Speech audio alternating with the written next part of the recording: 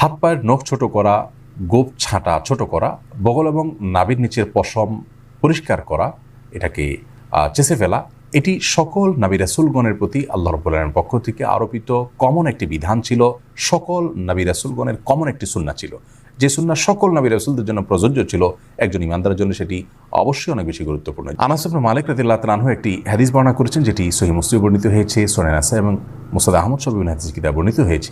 সেখানে তিনি বলেছেন যে রাসূল আকরাম সাল্লাল্লাহু আলাইহি ওয়াসাল্লাম আমাদেরকে এই কাজগুলো করবার জন্য, অর্থাৎ হাত পায়ের নখ ছোট করা, গোঁফ ছোট করা, বগল এবং নাভির নিচের পশম পরিষ্কার করা, চাঁচা, এই কাজের জন্য তিনি আমাদেরকে সময়সীমা নির্ধারণ করে দিয়েছেন 40 দিন। অর্থাৎ 40 দিন পর্যন্ত কেউ যদি বিলম্ব করেন তাহলে সেটি জায়েজ আছে, যদিও এত বেশি বিলম্ব না করে প্রতি সপ্তাহে একবার পরিচ্ছন্ন করতে পারে সেটি উত্তম ভালো কাজ। যত বেশি পরিষ্কার রাখা যায় এগুলো ততই ভালো। কিন্তু যদি কেউ বিলম্ব করতে চান তাহলে সেক্ষেত্রে তিনি এগুলো না চেষে না কেটে সর্বোচ্চ 40 দিন পর্যন্ত থাকতে পারবেন। 40 দিনের পর যদি তিনি না কেটে থাকেন তাহলে সেটি তার জন্য গুনাহের কারণ হবে। সে কারণে তিনি আল্লাহর কাছে পাপী হিসাবে বিবেচিত হবেন।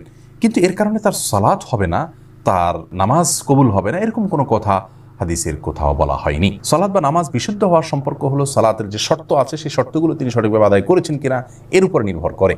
যার কারণে সালাতের শর্ত যদি সঠিকভাবে আদায় করে থাকেন, ফরজগুলো সঠিকভাবে আদায় করে থাকেন, তাহলে সালাত বিশুদ্ধ হবে। যদিও তার নাভির নিচের লোম তিনি অপরিষ্কার রাখেন, নখ বড় রাখেন, এগুলো করা সত্ত্বেও তার সালাত আদায় হয়ে যাবে। কিন্তু এগুলোকে তিনি বড় রাখবার কারণে, ছোট না করার কারণে, সময়মতো না চাষবার কারণে, 40 দিনে বেশি অপরিচ্ছন্ন রাখবার কারণে তিনি একটি গুনাহে লিপ্ত হলেন, সেটি সম্পূর্ণ ভিন্ন।